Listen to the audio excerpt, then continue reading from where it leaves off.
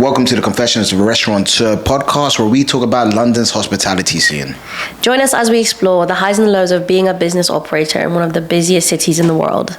Trying out new ventures and exploring the business of food. I am Omar Shah. And I'm Omar and Mae, and welcome to this week's episode.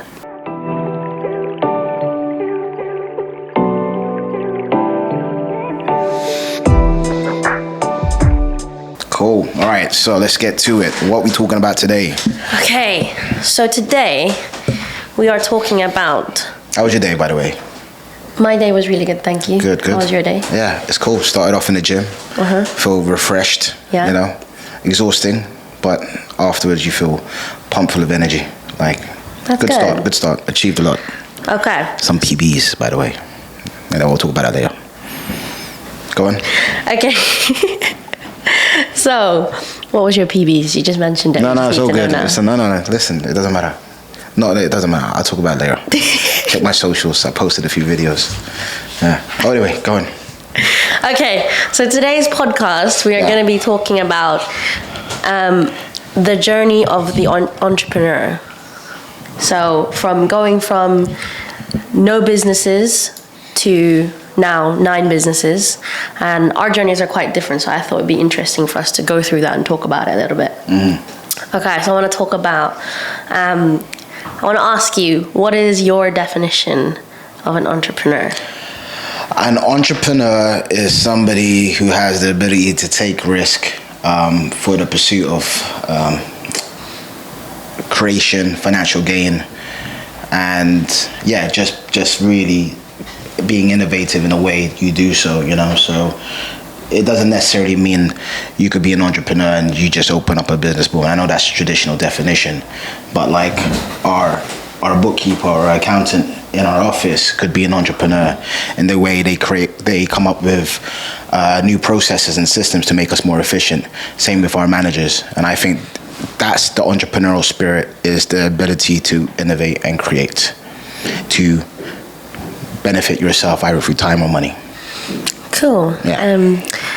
Like just the simple terms that everybody obviously knows is an entrepreneur is a person who creates and designs business to overall make a profit, and that's something, would you say, like, you're proud to represent as an entrepreneur? Well, yeah. I mean, obviously, making money is nice. Yeah. All right, but that, to be honest, that wasn't.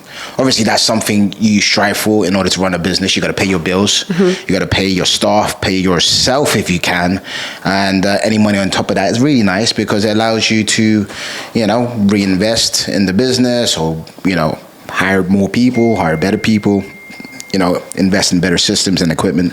So that's really cool. Yeah. Did you always know that you wanted to be in business? And what would you say is the earliest kind of memory you have of saying, yes, I am going to get into business? Oh, man, I've been hustling since I was a kid. I know, we know the story. I was selling shits in the playground since I was 8 years old, 7 years old, doing little party bags of sweets. I don't want to go into what I sold, but tell us. I think it's important. Well, listen, I sold things that people wanted. It was a demand, I supplied. That's it. That's all I'm going to say. I don't want to incriminate myself. No, there's no funny story, is it? No, I think it's good to share. One of my favorite stories that you tell me especially, is all the things you sold when you were a child, and I thought that was really fascinating. That even at a young age, you started setting up your business models, what you could sell it for and for what price, and I think you should tell us about it. What specifically? The sweets? No, not the sweets. All right, fine, let me just get on with it. Damn it. I was going to I think this is the benefit of knowing the whole life. So all right, so there was a part of my life where my father wanted guidance for me. Yeah. All right, and he put me in a private, for 1 year only. Yeah. Because I was a bit, a private Islamic school. I had, the opportunity and the blessings and to do so, and it was a big privilege, and I went there, and a lot of what I was exposed to living in London, my colleagues in my classroom weren't. Yeah. You know, so particularly your wallet. yeah. So in the beginning, they were asking me for to pay me £10 to buy them the Sunday Sport. And if anybody's old enough to know what the Sunday Sport included, it didn't include just sport. All right, there was a lot of nudity from not just the page 3, but most of the pages, and it was almost treated as soft porn.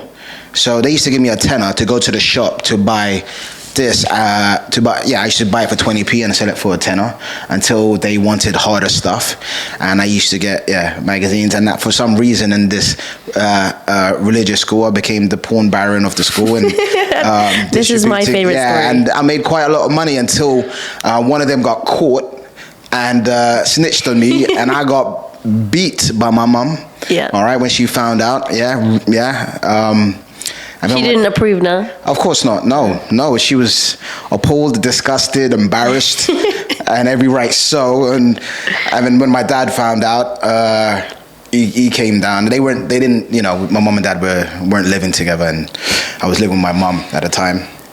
And he came down. It's like, and of course, you know, he gave me a telling off. But at the end of it, it was like, how much did you sell it for? £20, Dad. £20 a magazine. He was like, a little nod of approval I just saw in the side of his eye, and I'm like, yeah. But yeah, listen, I mean, I stopped. Yeah, that was it. That was a short stint. But I was always entrepreneurial, and it could have easily gone a different way. Yeah. A lot of my friends growing up did, but I didn't. Yeah. You know, I had the foundation of, you know, my parents being around me and good schools here and there. I went to many schools, many different playgrounds, many opportunities to sell my bits and pieces, you know, so. We won't go into it. There's a brief time of watches as well, but we won't. There was watches as well. I used to buy from Philippines for like, you know, designer watches and then sell it in the playground, you know, buy them for like £3 a piece in Philippines. Exchange rate was really good back then. I was like 14 years old, and sell it in the playground for £60. I think I was making like £200-300 a day when I was 14 for a while. Yeah. I think that's very interesting, that, you know, very unique journey as a kid, I feel. But that's the entrepreneurial spirit, is understanding is supply and demand and having the ability to kind of spot out what people want. And I felt that I've always kind of like wanted to make, and it wasn't really about the money. It was. What was your like main? It was a process. Drive there. It was the transaction. You know, it was nice to make money, but it's not like I was spending it on things to. I wasn't frivolous with it, and I didn't want to, you know, I went party. I was a kid. What was I buying at that age? Like slushy and Slurpees and. Bro, that was still expensive. Though. Yeah. Well. I mean, I think probably for me, like not as crazy of a story as yours, but mine was definitely, my story is probably a bit more goal driven to purchase something, because like I didn't really get a lot of pocket money, or I didn't get like, you know, we didn't have a little like bank of funds for sweets for me, so I had to be a bit more creative so I could go out and, you know, be able to participate in those social events. So like my thing was like, I have a big family. I got four siblings, 3 brothers that play sports like non-stop, and they always run out of socks, and I was like, these idiots, I want to make money off them. You sold socks to your brother? Yeah, I sold socks for them, and then also like in the end they still ran out, so I was like, listen, I'm gonna do your laundry for you, but you gotta pay up. I want an iPhone. And this is when the new iPhones were coming out. And they were like, what? We're not getting you an iPhone. And I was like, all right, well, you're just not gonna have any socks. And secretly, they didn't know, but I was like holding back their socks. So they thought they had all these socks, but really they were only getting like 5 pairs each. And then in the end, they just started paying up, giving me their like sock money. So I'd go around and just collect my sock money until I got enough money to buy my iPhone. And I realized I'm just gonna keep like charging them for things. Like, this is the way I'm gonna pay for my teenage lifestyle, until I basically just got wherever I wanted from them. Okay. Like, you know, that was like my little thing, but I only did it to my family, you know. I can only do it for my family. I didn't have that confidence to kind of offer my services to anyone else. There was enough of them to have a substantial market. Oh, 100%. Yeah, there you go. So. That's quite interesting. But I talk about, you know, that entrepreneurial spirit because it's important, you know, that like what's going to make you achieve that goal, whether it was like you just enjoying that feeling of transactional, you know, experience, or like achieving that goal in the end. And I think like that's a good spirit to always kind of have, whether it evolves and grows into something bigger. But I always remember, I always gave great customer service. I won't ask my brothers if I gave them great customer service, but anyway, there's a nice little story for everyone. And so I want to forward a little bit to, you know, you having such a great, you know, passion for that and enjoying that, but then all of a sudden you turn around and you know, you did accountancy, which is kind of not what. Yeah, so my parents opened up Bintang restaurant in 1987. I've mentioned before. You know, I was used as child labor from 8 years old, helping washing up in the kitchen to about, I think, 10. I was on the floor taking orders. And I remember back then very vividly, there was no smoking ban. Me taking orders from these customers, smoking and puffing in my face. Small restaurant, no ventilation. My eyes used to tear up. Yeah, it was. Yeah, I was in the midst of it. Yeah, you know, literally. You know, with all that smoke. But yeah, I grew up in hospitality, and I guess that was ingrained in my blood. You know, learning how to engage with people a lot older than me, and have the confidence to communicate. And I think that's very important. Yeah. You know, that element, I don't think a lot of kids my age were exposed to. So many different types of people, you know, and being able to sell product, recommend, you know, have a bit of banter at the same time. Yeah, that's you know? Why for me I felt like that would have been like a natural like progression for you, like, you know, having that strong business kind of focus with your dad and your mom starting that. And I know your dad as well had like lots of other business before the restaurant side of things. You know, he had a printing shop and things like that. But then after all of that, you go into accountancy. Like, what made you decide to do that? I went to uni, did a business finance degree, and I realized, my pops actually asked me, son, listen, I want you to take care of Bintang, manage it. And I'm like, yeah, cool. I thought, let me do it. You know, I thought it was a good opportunity to get involved with. But at that point, it was just one, you know, we only had, that was the family business, that one restaurant. It was a 30 cover restaurant. It wasn't a big restaurant. And working there for about 3-4 months, realizing, holy shit, I'm still doing the same jobs I was doing prior to doing, you know, working part-time during uni and as a kid, taking orders, you know, cleaning up. Oh, there's nothing wrong with that, you know, but I didn't feel we were evolving the business in a sense where this would pay for my lifestyle or the lifestyle I wanted. So I didn't know what to do. I had no money, but I wasn't getting paid enough to start my own thing. I didn't have any savings. And I thought to myself, listen, what can I do with my time, my spare time? I took up an ACCA chartered accountancy course. I mean, that's not spare time, that's devotion. Like, you really did do that for a while. Yeah. So that was either evening or spare weekends or any like daytime weekends I had off, you know. Obviously every weekend I had to work. Yeah, and just did enough to be part qualified. And then I applied for jobs. I told my pops, dad, listen, I'm going to have to leave. I'm sorry, I don't know.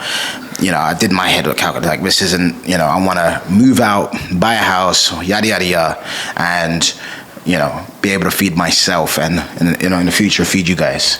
So I decided accountancy. I was attracted to being an accountant because I knew if I invested X amount of time, if I had X amount of experience, there's a very clear salary survey of how much money you could earn. And that was a lot more than what I was getting paid in the family business. So I thought, let me put my time, and I managed to get a job, ran a finance department for a recycling company. And long story short, after a year and a half, I learned a lot because it was a startup, and I learned a lot about, and this was before Instagram. Yeah. All right. This was before Instagram. And the biggest thing a lot of businesses were taking advantage of was SEO and blog writing. But search engine optimization. But at that point, not a lot of restaurants were doing that, and it kind of blew my mind. Wow, this guy is driving so many customers to his website, and so many leads are being generated, and the sales he was making. Obviously, I'm transacting. I'm reviewing all the expenses he had, and you know, his Google Ads budget to his marketing budget. And I thought, wow, if this was only applicable, if we only applied this to restaurants or our restaurant or one of, like, you know. So when the opportunity arose and there was a place that I found, and through savings, and I told my pops, listen, let's do something now. I've got a bit more experience. I want to open up a separate restaurant with you. And he laughed in my face. So he goes, "Now, what the hell do you know about restaurants?" I can imagine him doing that as well. Yeah. So I created a business plan, sent out to about 20 different banks trying to get a loan, and a couple of them got back to me, and they were super impressed, and they authorized it, and yeah, the rest was history. So that's when we opened up Guanabana restaurant, and we used the same. I used the same lessons and tools in order to kind of generate a bit more push when we opened up, and that was our website, blog writing, SEO, finding halal restaurants in London. And that was like Guanabana. I just want to make it clear that was your kind of first solo venture, your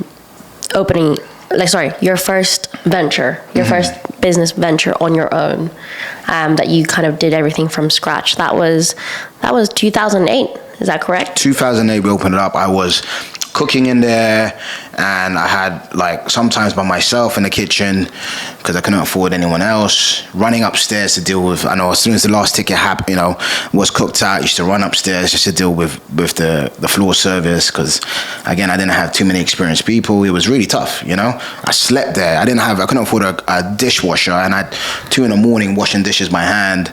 We couldn't afford an ice machine, so crushing ice, buying it by the bags and breaking it yourself, because once it kind of semi-melts, you put it back and it just turns into a big block. We didn't have tills, it was all by calculator, and it was old school, man. Yeah. Old school compared to now, where you could do everything off your phone. I mean, you know what? I think again, like, that's the difference between, owning and opening one site versus, when we grow, which we'll kind of delve into in a minute, the difference in kind of starting up and how you operate with just yourself versus a team, So I think going through that experience and being in a position where you are desperate, you look for efficiencies wherever you can. You try and save money wherever you can. And you do, if you can't afford it, you do it yourself. Yeah. And through that experience, that allows me now to kind of like, I know we have nine units, God willing, more to come, but I feel I have the ability more, than most of my team because of my experience. Yeah. To identify, we're wasting time and money here. Yeah. We could do this, or we could do this better. But at the same time, it took me a while. Yeah, I mean, to break out of that mindset where you need to sometimes exactly you just need to invest in the right. And I feel like that's kind of or group of people or solution. You kind of see that growth, well, in your journey and in my journey, which I'll talk about in a second, how you change throughout the years per site, per project, and per business. And in that mindset, in that situation when you had your first business, what was like your main focus and drive to kind of get that business going, get that business to a place where you were happy with it, that you kind of finally went, this is it, I'm ready to like level up now? Oh, I was broke. I was broke as fuck, man. I was like, it obviously I'm in partner, like whatever the business made, when we first opened, a lot of money was spent, and there wasn't money to almost live on.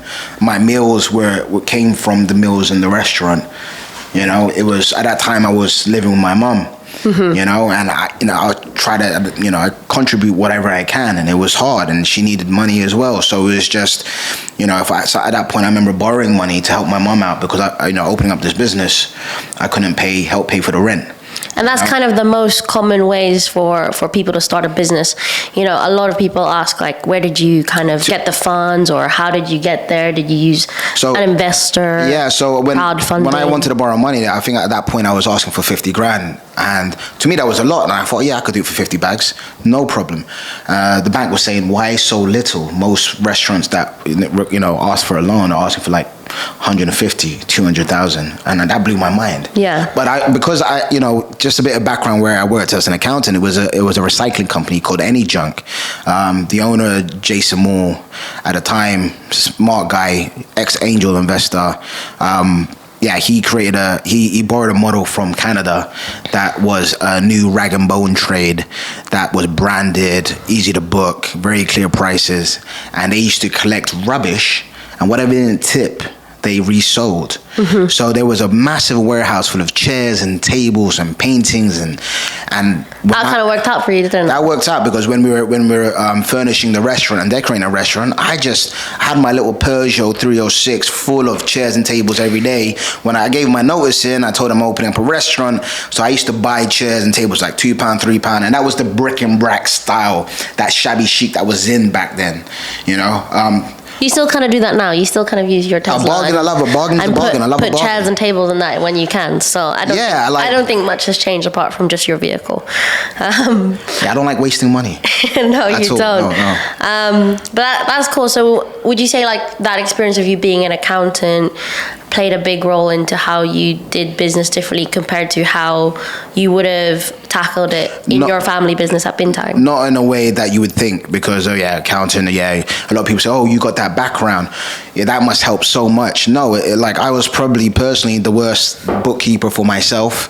The discipline to manage paperwork and make sure your books are balanced and your invoices are paid on time and they're filed correctly and neatly and organized. Like when you're trying to do that and just that, or running a restaurant and jumping here, there, everywhere. I had receipts stuffed in my socks and my back pockets of my shorts, and I was so bad at managing my own finances. It was a joke considering my background. And I thought, I could do it. I don't need it. And then I realized eventually. I used to think that all the time when I would look at you and go, how are you dealing with this? You just come in and empty all your pockets. I'll just have wads of cash. Let me just pay for this guy, pay this guy in cash or whatever. And Thankfully, not anymore. Yeah, no one pays in cash. We live in a digital world now. Yeah. So everything is. It makes it a little bit easier. Yeah. No, but I think that's a great. Everything is tracked. That's a great transition, like from your cycle of being in business, then leaving it to kind of master a skill, and then going back to it and bringing something different that most other people wouldn't really necessarily think of to use when opening a business. But that's really cool. Yeah, so that Guanabana was open, and I remember with my dad, and that we needed it was popping. It got busy really quickly. Yeah, because we really tapped into a demographic that a lot of people weren't at that time. The halal food market was just at the cusp. And there was a new generation of young second generation Muslims who didn't want to just eat at home.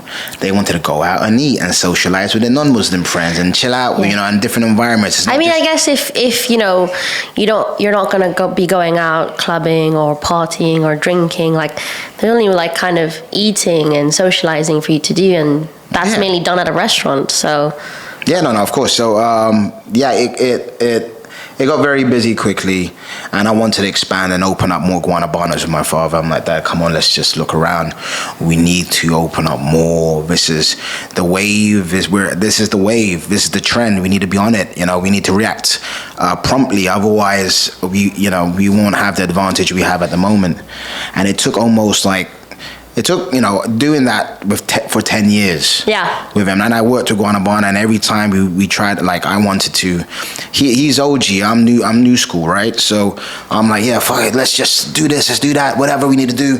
And he's very risk averse. He's like, no, Omar. No, he's not. He'll entertain the idea, no, but when it came to making the decision, it took very long. There's a lot of justification and energy came into it.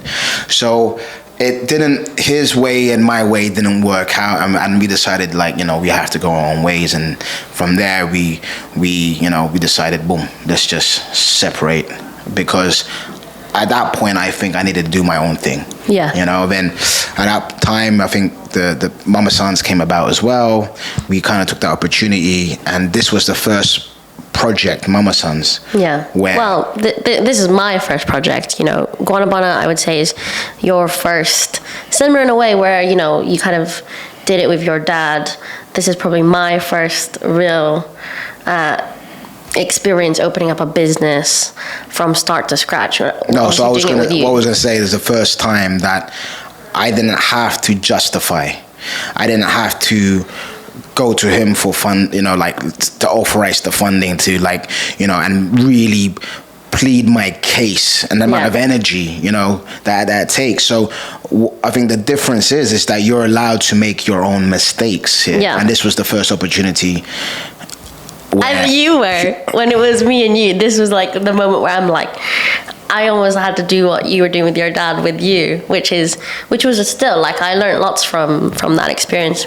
Like, and at the same time, I was still in university studying as well. Yeah, no experience in hospitality, so of course you gotta like. Yeah. No, but I think that is just such a drastic experience, but also similar in a way, don't you think? No, it's not similar, no. Yeah, you got to work with your dad, who had That's red tape for lots of things. Listen, and I got to work with you, and you had harder red tape on everything else. No. We opened up an ice cream parlor together. Yeah. All right, and you came out of uni. No, in uni still. No, uni. You were wrapping that up, right? Yeah. And I was getting that open, and then you were helping out with you. And then when you freed up with more time, obviously uni was your uni, and you just spend time at uni. Right? May the only reason that I graduated uni was because I made Mamasons my whole dissertation, my final project, and that's the only reason why I am even here today. So there's lots of reasons for Mamasons playing a big factor into Because she met me.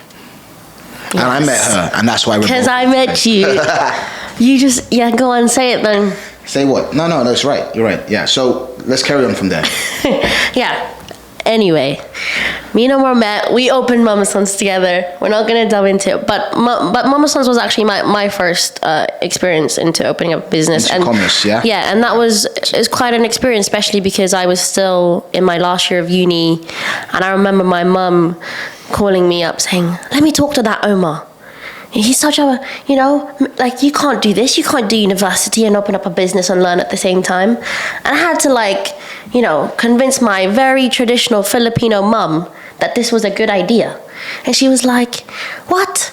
No, we're not doing Filipino ice cream. This is London." But the difference is, I think we didn't have as much pressure to create and expedite the project at that time, because it was such a great deal for the rent. Yeah. And we were thinking of ideas of what to do. I mean, but you're involving the brand, and then obviously operations, logistics, sourcing equipment, design, all that stuff. That's these are all the things that I think as soon as you finished, we did get into it and we pushed hard. But I think just that perspective that I want to the difference there is that you grew up obviously with your dad, who's very business oriented and focused, whereas my mom and dad, who are like first gen Filipino immigrants, they're like, "What are you doing? You need to be a lawyer, you need to be a doctor. Yeah. Why are you going to go into business? It's not, or you should be a nurse. Find a good job and evolve in the career. Yeah, stay quiet, do what you need to do to participate. You can't be a businesswoman, not in the UK."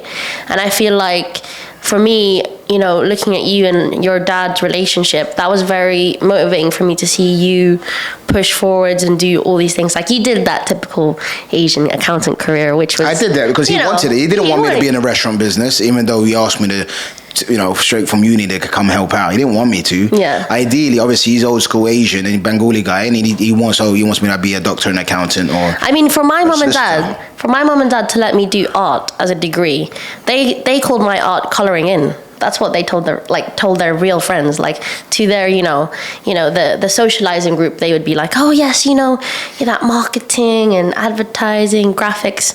But to my aunties and uncles and to their best friends, "I don't know what she's doing here. She's drawing, coloring in. I don't know what that is."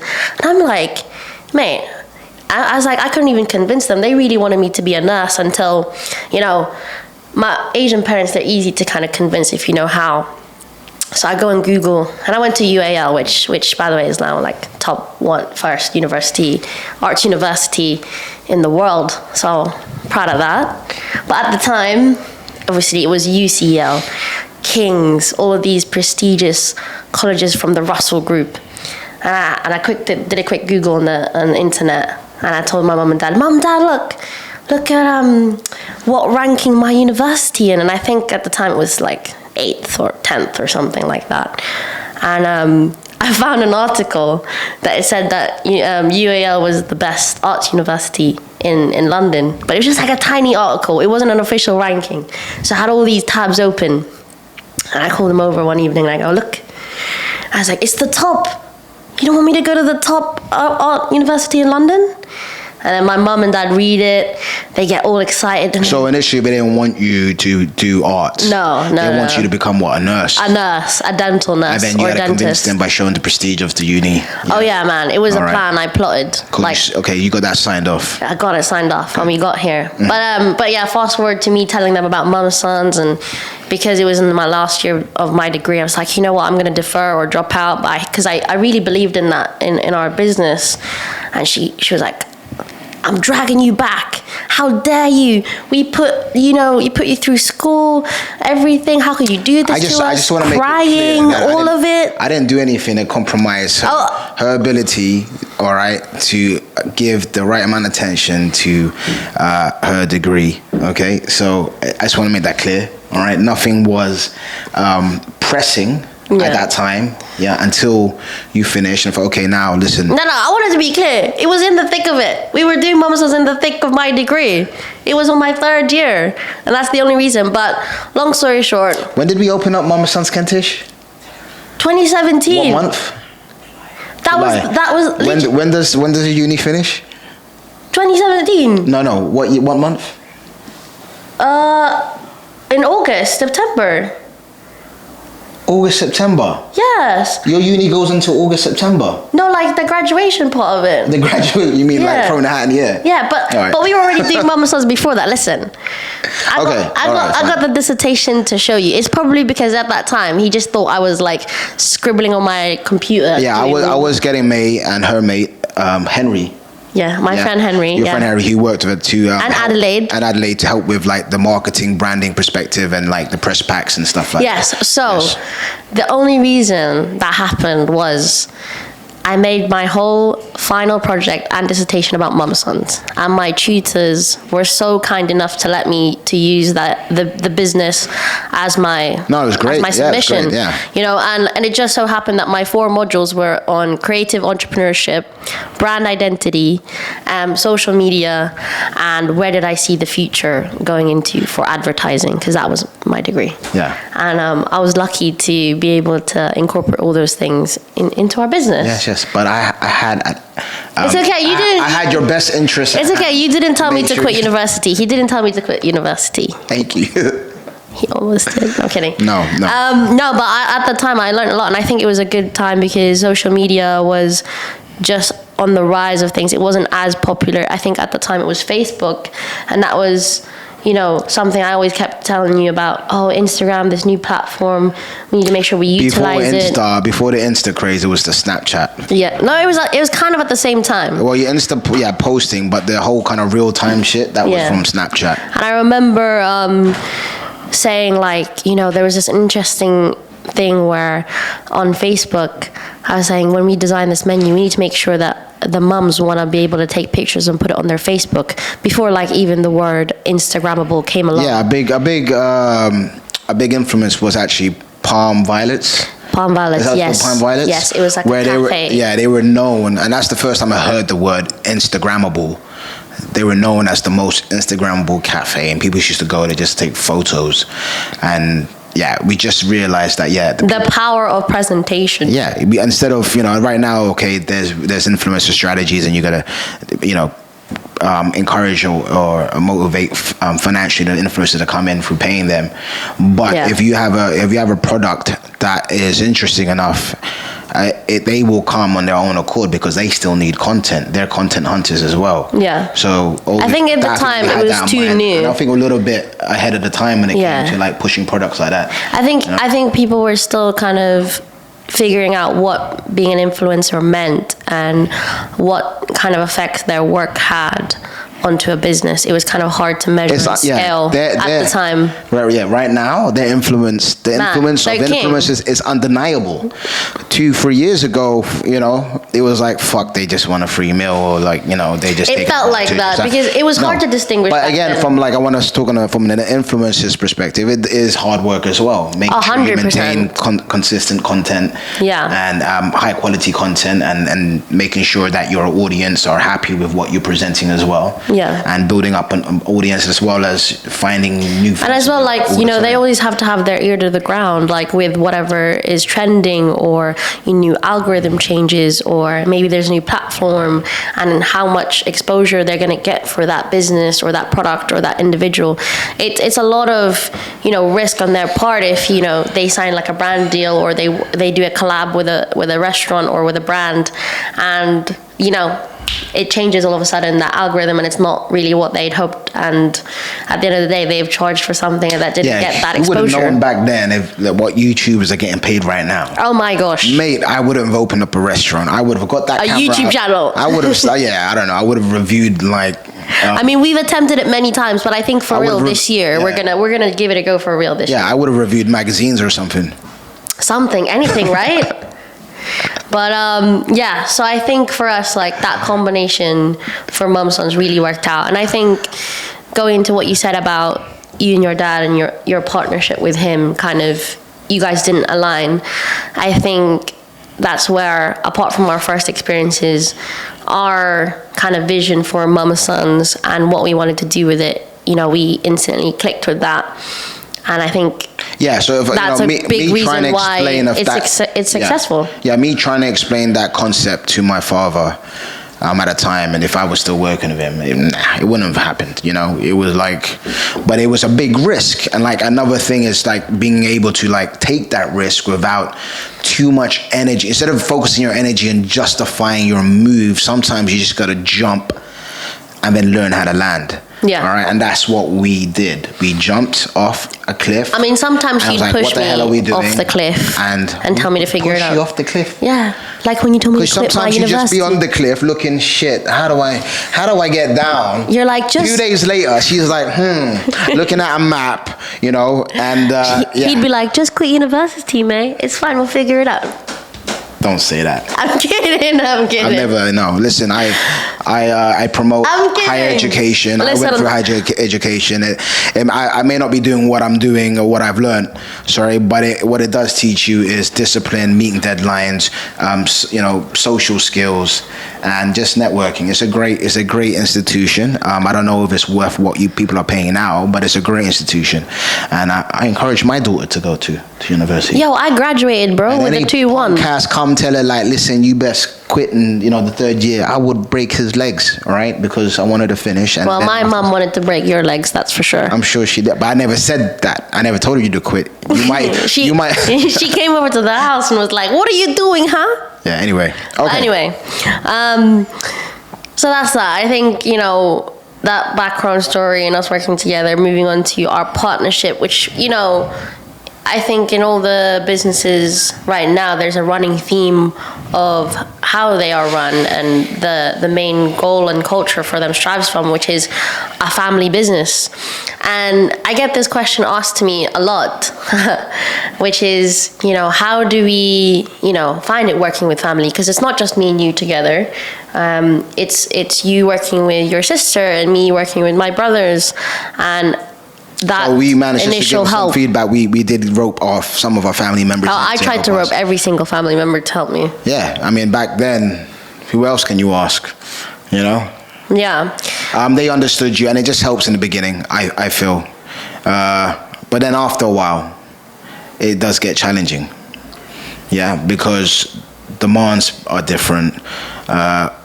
You know, the environment changes, and you know, the business evolves. That means sometimes the role evolves or expectations change, and they may feel the same way. Expectations change for them as well. So it's making sure that sometimes there's a challenge where, you know, we're working with family. No matter what position, you need to make sure you're aligned. All right, But when you're working with a staff member, you don't really need to make sure your vision is to align, because your vision is there. Your job is to make sure they execute a part of it, or they execute a process within your vision to the best of their ability. And if they don't really care if they agree or not. Sometimes you just need to get a member of staff who has no emotional connection You're to the you. boss, so they don't... Yeah, they don't. Yeah, if you're the boss. So when you say something, you're the boss. Boom. Bada bing, bada boom. Do what I need you to do, and you will get rewarded. Will get compensated with money. Yeah. Has there been like a... Yeah, and job satisfaction. But obviously with family, that might be a little bit different. Yeah, because they might disagree with you or whatever, or sometimes they might not like a certain approach or the delivery of a certain message and take it more personally than they need to, and sometimes that becomes an issue. So again, I know this personally. Omar, with working don't with use that tone with me. No, I'm working kidding. with my father, working with even Mae. We have our ups and we have our downs, man, and it's tough, and I may say, and she may something that I'm like, what the hell what do you mean by that? But if it was anyone else and you talk to me, just say, yeah, sure, no worries, got you, mate. Let me just get on with that. All right, cool, boom. But it's hard, it's difficult. But saying that, it's very difficult. You can be very successful with family and grow your business. You know what family. it is, like when you first open up a business, I don't think there's anybody that's going to be as critical and as supportive as your own family and friends. Yeah. They're going to be your biggest cheerleaders when it comes to, believing in you and starting and whatever you need, they're kind of there for you. Yeah. But they're also going to be the biggest, haters for you in terms of like letting you know, like, hey, like, you're doing all of this and are you prepared, like the outcome, because they also want you to just be aware and be prepared of anything. No, some people, even families, even family, they don't want you to progress any further. Sometimes that's the case. No, I mean it as more of a safety thing, like they're trying to mentally prepare you, like if this doesn't go well, like you know what you're in for, kind of thing. Yeah. But I think when you need that kind of encouragement and that energy that you might not have even as a person, not even just as an entrepreneur, family support and friend support could give you that drive to open it up. Yeah, yes, but listen, unless they're entrepreneur, like they're initially like, oh guys, I'm gonna do this, yay, girlfriend, you do your thing. But when it comes to it, and you're not seeing your boys, you're not seeing your family, you're working constantly, you're pushing yourself, and you're trying to push your team to make sure you deliver the standard of product you want. That's when it's a tough fight trying to open up your business, and then it's a reality, or like, I'm involved in this business, I don't really, I'm not having fun anymore, it's not exciting anymore. Yeah. But then the thing is, they have the luxury of saying, I'm going to tap out. That's true. That's true. And they could go, but then, if you open up your own, you don't have the luxury. You fight, man. You got to continue. You continue even no if matter it's what. painful. Yeah, no matter what. You have a massive argument. They could take off whatever, and then you just got to deal with it straight away. You got to switch off, and boom, you just start. I think that's definitely the con out of it, because I think in terms of building something together with your family, I think for me with Mamasons, I managed to rope in like 3 of my brothers into the business, which I'm very grateful for. And it's that moment, like you said, when if they might say, I'm taking a break, or I'm going to try something new, or I'm going to go find myself in Australia. When you put yourself in a position. Australia, really, Moya? Australia? Okay. I'm not even saying names. I've only got one sister. We all know who she is. It would have been a lot easier for you just to say my brothers. Right? No. Leaving me for Australia? God damn. Listen, no. Jasmine, you, all right? You're taking a... No, I'll stop. No, I'm kidding. No. You know what? If like you said, it's difficult when they're family or really good friends that help you kind of start that business and help kind of nourish it to where it is. And to an extent, like, they're kind of my safety blanket. And one by one, all of my brothers have been like, you're good now, I'm gonna go for another reason and this reason. And it's difficult for me because I'm very family oriented. I'm the youngest. She's the youngest. So I'm used to having all of my siblings around me, and it was great having them. Looking out for you. Yeah, it was great having them as a support system, as a support blanket if I needed something, or me and you disagreed on something. But you know, I still have Atijaz, so it's okay. And my sister, she has my sister. I have your sister, and I have myself. Well, no, you had all of them as well. Like, you know, we kind of, you know. No, they're all great. Listen, family, I love family. Yeah. They're great. But no, obviously dealing with them leaving us is quite emotional. So my sister left several times and has come back. Yeah. And at the moment she's back. Yeah. Yeah. So I try not to talk to her directly because or when I do talk to her, Jazz, if you're watching this, I'm very careful with my words because I may say some words that could be deemed offensive, or the energy might be wrong, or the vehicle of where my words or you just weren't looking right that day. Wrong vehicle. Yeah, whatever it is. So, but that's taught me to be a little bit more tactful and stop and think instead of where family is very easy for you just to kind of like, you know, react unprofessionally, you know, but at the same time, you got to remember that they're here helping you and they're here trying to. But you know what? They're doing their best for you as well. So sometimes the break is good for the structure. Anyway, I'm talking about the family and the business because they've gone off sometimes, learned or had an experience that's helped them, and they bring it back to the business. You know, like if they come back. If they don't come back. It's painful and awkward at family dinners. No. But thankfully that hasn't happened to us quite yet. So we're on a roll. They always come back. Always. All right, next. Let's move on. Quickly. Yeah. So dealing with the family and close friends, like that was a benefit to us, I would say, in the beginning. And now where we are at this stage in our multi-site businesses. I just want to say sorry to any family members I've offended. Okay, carry on.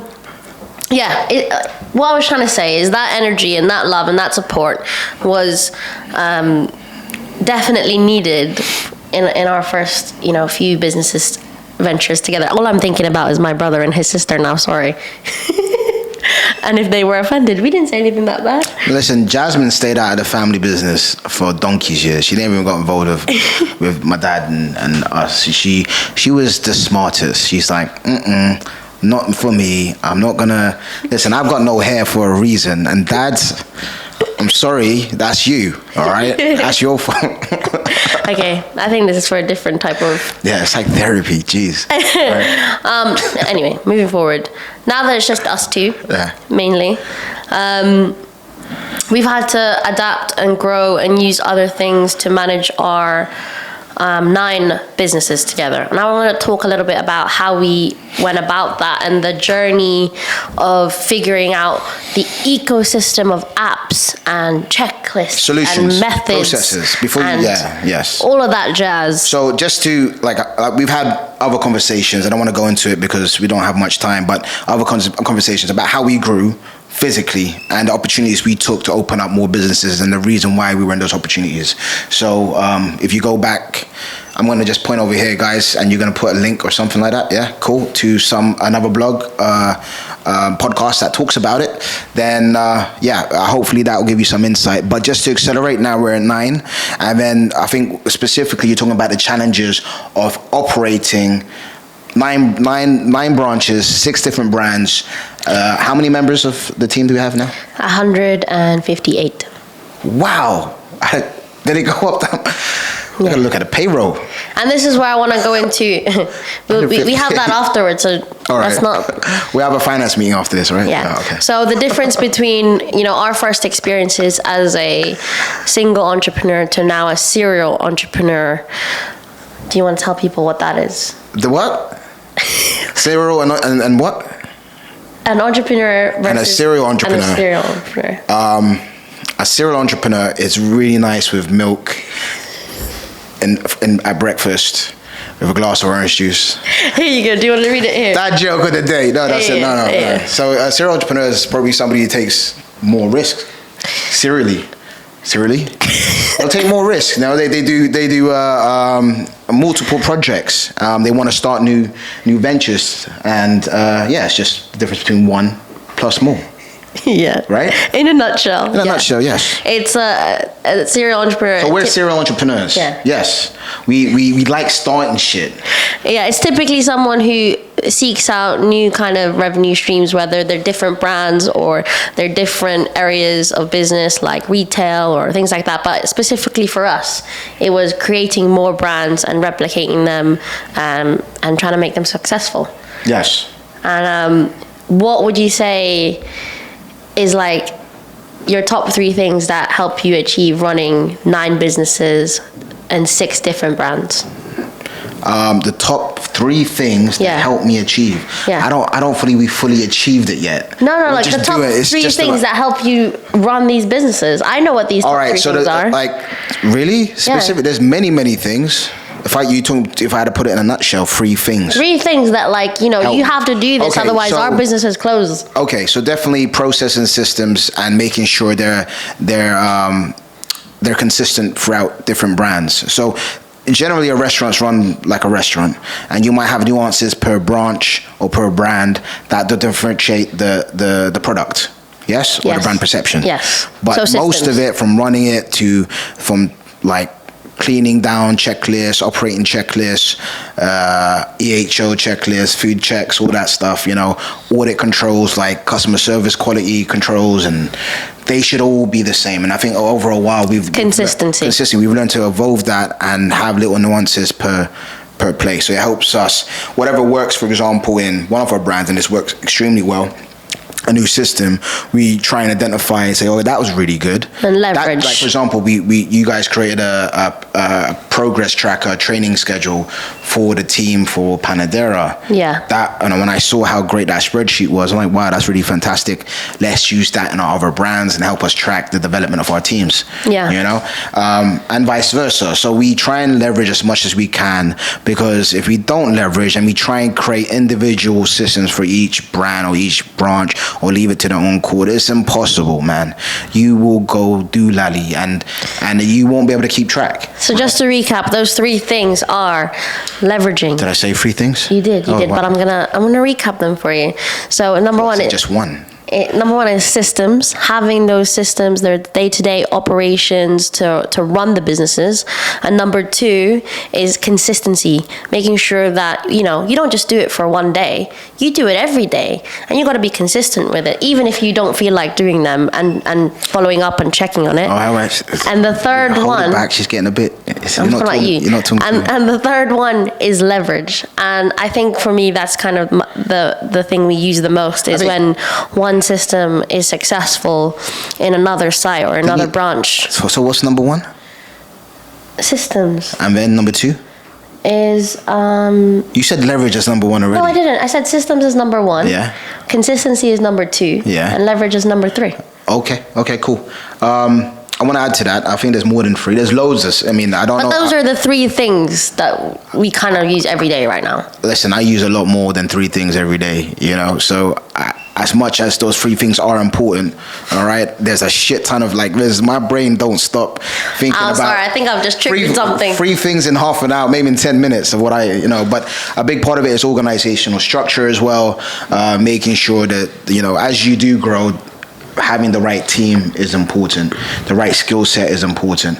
Being able to identify, great, good fits with, and dynamics that will, when it comes to hiring, and the training involved with that as well. There's loads of things. But org structure should be up there as well.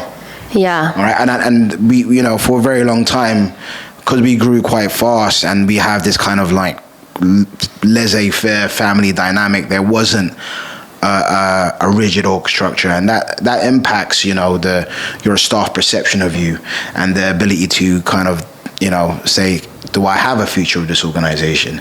And if there's a ladder that they could climb and opportunities that they could get into, then that's something you want to present to them. And especially in this climate, staff retention is is a big factor when it comes to growth. Yeah. A lot of businesses can't grow right now because of staffing levels, and some are even reducing their operating hours, and in some extreme cases closing altogether because they can't find the staff. So yeah, definitely org structure, training, staff retention is a big factor at this stage, I think, in our business for making sure that we could grow successfully. It's all about the people. It's all about you. Yeah. So yeah, apart from people, investing in our people and our team and our hierarchy and our organizational structure, there's obviously other tools we use to help manage these processes, the systems, the people development, the training, So what would be probably your top 3 tools to use? My top 3 tools. Your top 3. I use a lot more than 3 though, by the way. So your top 3. My top 3 would probably be Asana, which is our project management tool. Asana is great. My Google Calendar, because that's where my whole schedule lives for every single person. You're very good at calendaring. Yeah, I mean, like with this many staff and this many managers,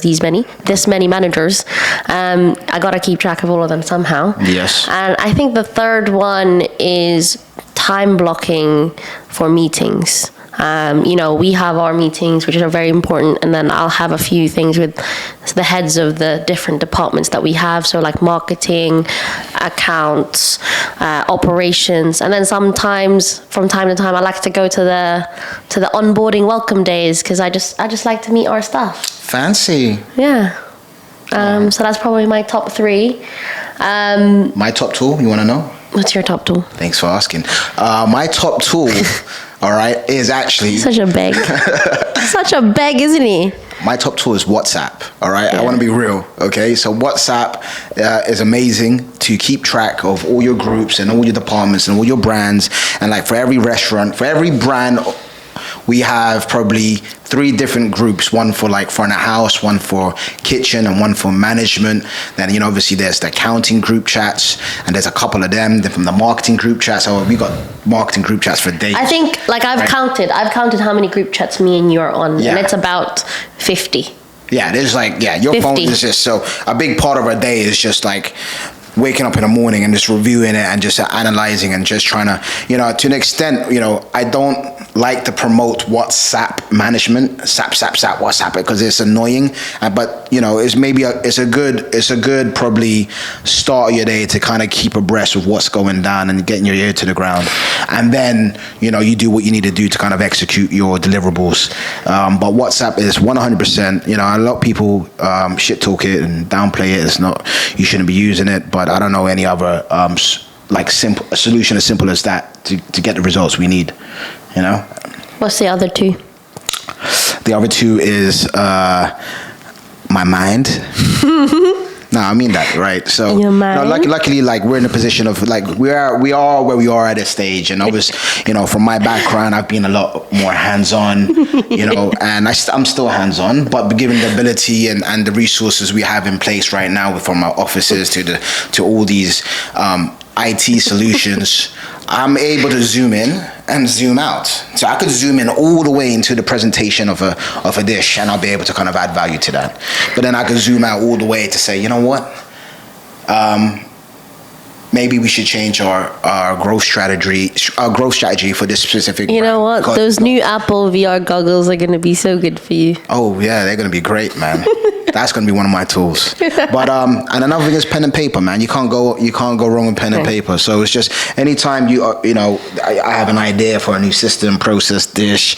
There's I want to jot down a quick list that I want to execute in an hour. I'll write them 3-4 things down, boom, and it's just this pen and paper works great. But that's me in my position because we've invested in these tech solutions. Yeah. I don't need to get involved too much. Yeah. Now with all these solutions like our QuickBooks accounting software, our hospitality workforce software, our stock take software, Market Man that tracks inventory, that tracks our price variances, and our GPs, food alerts. There's so many solutions that I never had when I opened up Guanabana in 2008. I mean, I think the rudimental things that you had back then were like the checklist. Yeah, exactly. Yeah, pen and paper. Pen and paper and spreadsheets, Google Sheets back then. And still a lot of great restaurants still use pen and paper. Yeah, it's not and they're sometimes the most effective. Yeah. You know, there's the high risk of analysis paralysis where you're trying to find the right tech solution for your problem, where if the amount of time you invested in finding the right solution, if you just dealt with the problem, you would have been fixed, you know? So a lot of people a lot of entrepreneurs or business owners mistake, oh, I spent the day working on finding a solution. Nah, mate, you just wasted the day, you know? Just pick one, get on with it, and just mark that result as done. You definitely have that owner perspective, only because I know that if I had said that to my ops managers, I would be getting an earful of all the things that they have to manage on the side that they can't deal with, with just pen and paper and just a rudimental Excel spreadsheet. But I do understand where you come from, where, in a single site, in one place, there's no time for solutions and tax solutions and thinking about it or having meetings or, you just gotta fix it. You just gotta react. For one place. So one place, you just gotta get on it, fix it, get on to the next thing that you have to fix. And that mindset works for that one place. Yeah. But we do need to, as we grow larger, God willing, we grow, we double our branches. Yeah. We need to. Tech is important. But not even being able to track figures, track feedback, and even collecting data as well. I think when you run a single site, you build that customer relationship with the customer because you're there every day, you see them every day. What happens when you go from 1 to 5 to 9, and let alone they're not even just the same brands and the same concepts, they're all different and they're all unique, and you can't remember all those customers that come, so you do need to find the things that work for you, and the secret is anybody who deals with ops, and that's the main the bulk of my time is with my ops team and meeting new kind of tech solution people that are presenting things to me nicely and helping me kind of make a decision of what I'm going to spend all our money and budget on. Yeah, a lot of time is spent again trying to pick the right. I'll give you an example: accounting. Yeah. I went for Xero, went through Sage, we went through back to spreadsheet.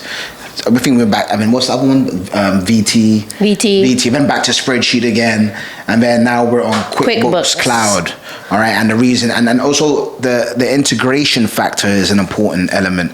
Making sure that all these solutions that you're investing in, and some of them cost tens and thousands of pounds to integrate and implement. All right, make sure they could all talk to each other. So you have.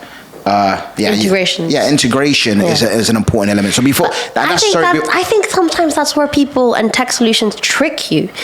There's so many things, right? If you have an ops team, and sometimes that might consist of 1 to 2 or 4, and the secret to building the ecosystem of apps that works for you is there's no ever right app for one place. You gotta do the trial and error to see what works with the concept that you have, number 1. And then number 2, are you gonna find another tech solution that you like even more, but that doesn't integrate with the other systems? You can't really set out to find integrations that work well with only these certain apps, but then come to end to realize there's this one app that's going to drive your business forwards way more than these other ones, and you have to abandon these ones that you've just spent your time on. Yeah, it's quite tricky, right? It's very tricky. And as you grow, so what a solution that would have been fine for maybe reservations when you had 1 unit or 2 units, as you grow, it may not be the right doesn't solution. Doesn't work. Every time that you grow, whatever you put in place before that doesn't work. Yeah. So and if there is something that works, the larger you get, give me a call. Yeah, send me an email. The larger you get, obviously, then there's you're gonna have to look at somebody for IT procurement for IT solutions. Yeah, 100%, 100%. It's hand in hand in running and hospitality. I'll give you an example. Business. We have 9 sites that have similar kind of they all speak a similar language in terms of their operations and their systems, but Mamasons and the restaurants, they're not on the same softwares. They're different. You know, they might have things that cross over, like MarketMan. We all use MarketMan for them. Yeah, MarketMan does what? MarketMan counts our stock and does our kind of inventory system. I said that, counting stock. And all the GP software. Invoice management, GP, stock take. So it helps us kind of manage and make menus and recipe books and all of that stuff. So we use that for all the brands. But for example, their daily operational checklists, Mamasons is, you know, we're considering a few things like Trail and Jolt. And what does Trail and Jolt do? Trail and Jolt they manage your kind of digital checklists that kind of help keep everything on track, measure productivity. All those processes. All that good things that you need. Design on a spreadsheet. Yeah. To manage consistency in maybe 1 or 2 units. And after a while, you want to scale it because trying to make sure your managers print it all out and there's enough. It's long. There's enough ink in the printer, and that's the reason. Or I ran out of ink and I can't. That's why I didn't have the form, and all these excuses you hear. You know, digitally it allows you to kind of like alert you if something hasn't been done.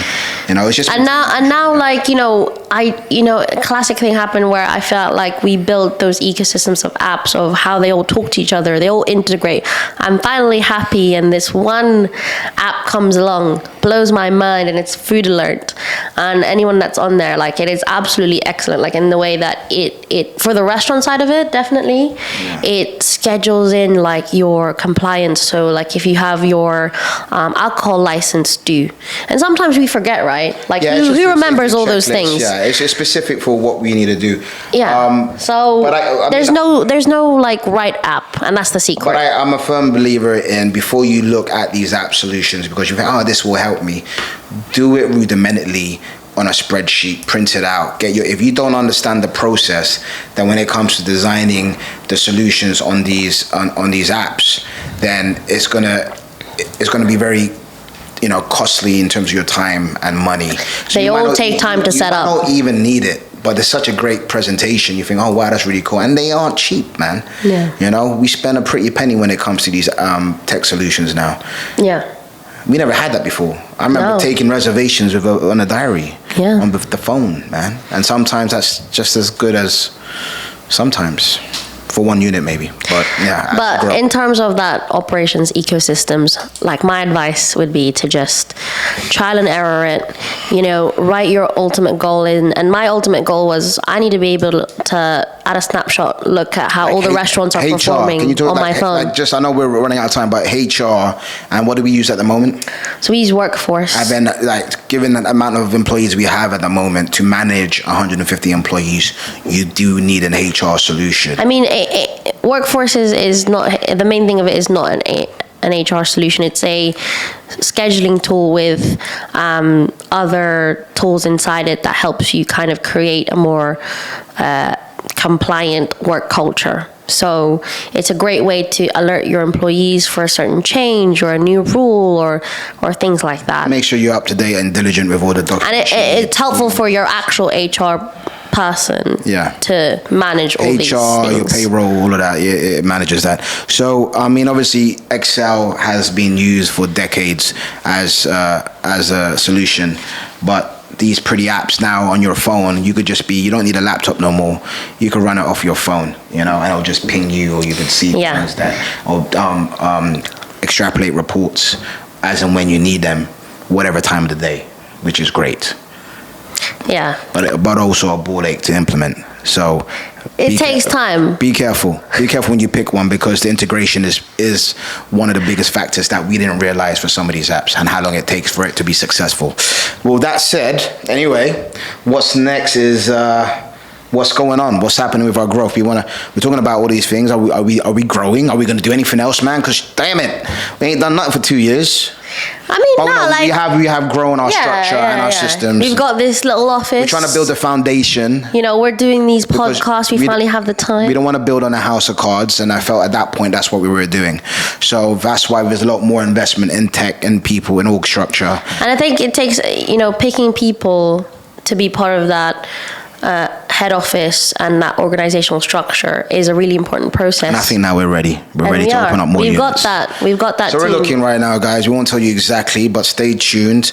Mae's going to launch one of her vlogs. What? Yes. Why did you just out me like that? Because I think we all need a vlog from May about what we're doing, and Sure. Yeah, push that content. Anyway, guys, thank you so much. And for anybody that's been following our podcast and listening, thank you so much. And if there's anything you want us to talk about, please mention it in the comments. Send me a DM. Send us a message. Whatever it is. And if there's anything we can help with and discuss and all add value to your life or decision-making process, we're happy to help. So thank you. Make sure to like and comment and subscribe, guys. Yes, please. And we'll see you soon. Bye. Bye.